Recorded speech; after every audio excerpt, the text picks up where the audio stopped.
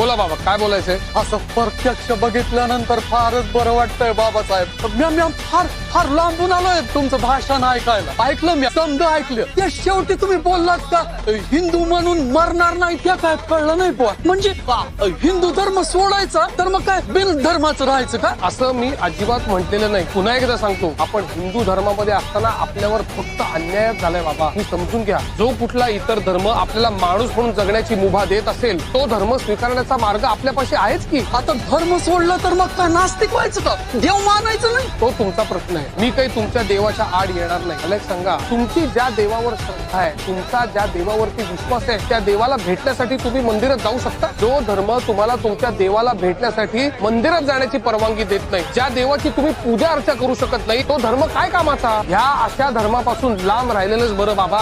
आपल्याला पशुप्रमाणे जगणं जर का सोडायचं असेल तर धर्मांतर हा एकच पर्याय.